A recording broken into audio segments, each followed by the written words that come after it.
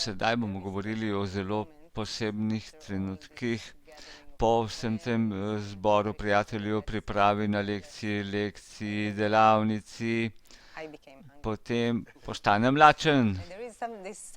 In tu je nekaj zelo posebnega, kar se potem dogaja na kongresih, da so ljudje bolj lačni, kakor običajno. Torej, najprej, kaj je sevda? Sevda, obed. Kaj je dejansko ta obed? Ljudje sedijo tam je običajna hrana, vse je v redu, vendar kaj je tisto več? Torej, še en pomemben podatek o Šimonu je to, da je bil vodja mnogih velikih kongresov z tisoči udeležencev in včasih že sama ta operacija priprave hrane za vsakogar, za tisoče ljudi, ker je vse potrebno postaviti na mize, vsa ta priprava, vse to silovito delo in potem je tu trenutek obeda in sedaj naj Šimon pove. Kajti ne poznate Šimona in resnično želim, da bi ga spoznali čim bolje. Torej, najprej se usedemo in jedemo, moramo vedeti, da je toliko prijateljev dalo toliko intence in ljubezni v pripravo tega obeda, kajti za pripravo tega obeda je toliko od pranja zelenjave, rezanja mesa in vsega in ljudje so prišli tja, so prišli na kongres zato, da bi služili kongresu in mnogi prijatelji pridejo v kuhinjo, da bi pripravili obede in pridejo zato, da bi služili svojim prijateljem in pripravljali obed. In zaradi tega je v tej hrani tako mnogo in to občutimo, ko se usedemo za mizo. Vendar lahko si predstavljamo, da potem, ko smo prišli na kongres in potem je tu Ješivat Haverim, pripravna lekcija, delavnica, tisto, kar gremo skozi, ves ta proces, koliko situacij, dvigov in spuštov, vse, kar se dogaja znotraj tega procesa in sedaj sedimo vsi skupaj, sedimo skupaj. To pomeni, da se ne usedem sam, temveč sedim skupaj s prijatelji in običajno sem lačen za voljo tega procesa in hrana naenkrat izgleda tako okusna, tako krasna, čeprav je preprosta, vendar je tako okusna. Zato, ker sedimo tam skupaj z vso to pripravo in smo neke vrste duhovnem razpoloženju, da se ne usedemo zato, da bi jedli, temveč se usedemo, da bi uporabili to hrano za naslednjo stopnjo, za naslednji korak kongresa. In ne vem, v čem je tu ta posebna skrivnost, kaj je to posebno v obedu, kako pride do tega, da se usedemo skupaj, rečemo lehajem, blagoslovimo drug drugega, pojemo skupaj, beremo citate skupaj, vendar kaj je tako posebnega pri jedenju skupaj in sedenju skupaj. In tudi kabalisti so mnogokrat jedli med svojimi dejavnostmi, oni so se usedli in delali dejavnosti.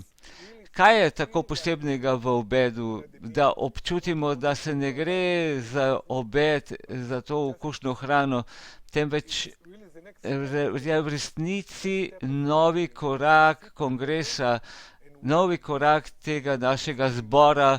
In ko vnašamo sedaj to hrano v naša telesa, je kakor, da imamo novo stopnjo te skupnosti, te enotnosti. To je, kakor smo študirali o zgodbi o gostitelju in gostu. In v resnici je tako, sedaj sedimo pred mizo, hrana je preprosta, vendar okusna. Moram reči, v oklepajih v resničnih kongresih, ko pripravljamo hrano, je resnični kongres v kuhinji. Tam se odvija resnični kongres, tam je ljubezen in skupnost. No, zapremo oklepaj. Smo torej pred mizo in imamo tukaj gostitelja. gostitelj, so vsi prijatelji in bore v njih. In kakor smo rekli, glede volje do prejemanja, jaz lahko razmišljam o hrani in jem, ali pa jem, vendar medtem, ko delam to, želim biti na novi stopni, želim se povezati s prijatelji in to je priložnost, da izberem to mizo. Torej, ne bom recimo sedel samo za Francozi, vendar če znam še en jezik, se bom usedel z novimi prijatelji, da se bom povezal z novimi točkami v srcu. Torej, sedimo skupaj in eden drugemu rečemo l'chaim, salut, na zdravje in z mojim polno intenco, ki jo želim izpolniti prijatelje, želim izpolniti vse njihove potrebe za mizo. In obed ni samo dogodek, kjer samo žvečimo hrano, temveč je dogodek, ki je izpolnjen z duhom. Najprej vsi goreči prijatelji, ki želijo deliti svoje izkušnje iz tega dneva, torej to imenujemo l'chaim. To v hebrejščini pomeni na življenje, za voljo življenje. Kakšno življenje? Duhovno življenje. In tako, torej, prijatelji gredo na oder oziroma za mikrofon in kakor na zboru prijateljev želijo povišati pomembnost cilja, govoriti o tem, skozi kaj smo šli, dvignite me nad vso to hrano, pomagajo mi, da občutim, ja res, da sem dvignen, da me dvigne 5 metrov nad tlemi.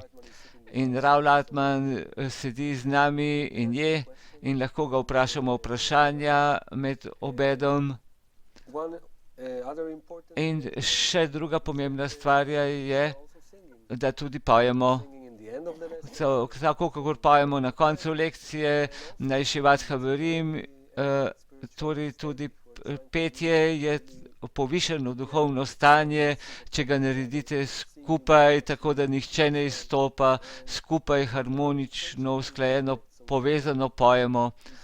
Torej, obed postane celoviti dogodek povezanja. Dejansko je prizorišče, je tu sedaj obed, je hrana, vino, vendar to je prizorišče in nad tem imamo intenco, da se vse bolj in bolj povežemo. In to, torej samo eno dejavnost smo poimenovali zbor prijateljev, vendar dejansko so vse aktivnosti zbor prijateljev, priprava, lekcija, delavnica, vse to so obed, vse to so zbori prijatelji. Priprav, Yeshivat Haverim priprava za lekcijo, lekcija je priprava za obed in tako prehajamo od priprave do priprave in vidimo, da je v vsem dejansko sila enotnosti, sila povezanja in zbora. To je kakor crescendo finale v glasbi. To ni kakor doli gori, temveč je linearna linija, ki gre navzgor. In potem, ko vidim, da ni več nobenega mesta, da bi lahko še dodajal in da se bom razpočil, in potem občutite, da vaša posoda zraste, vaš ego zraste in naredi se nov prostor. In tako pridemo na novo stopno. Vaš kongres je kakor občutenje dvignenja. In prijatelji vedno, torej, ki so še vedno, torej, biti 1 kilometer nad tlemi je nekaj posebnega. Kakor je Šimon rekel, pridite in občutite. Torej, res sem ljubosumen na vas, kajti ni nič kakor prvi kongres. Seveda je vsak kongres nekaj zelo posebnega, vendar prvi kongres je prvič, ko občutimo. In spomnim se, na začetku nisem mogel verjeti, da je to nekaj resničnega, da se to v resnici lahko dogaja, da se ljudje tako združijo za združenje, za nekaj nad tem življenjem. V začetku v resnici se vprašate, ali je to dejansko možno, ali se v resnici dogaja. In v resnici je tako in se dogaja. In res sem ljubosumen na vas, ki boste to doživeli prvič. Nič kaj takega ni v življenju in mislim, da je vredno narediti vsa možna prizadevanja, da pridete.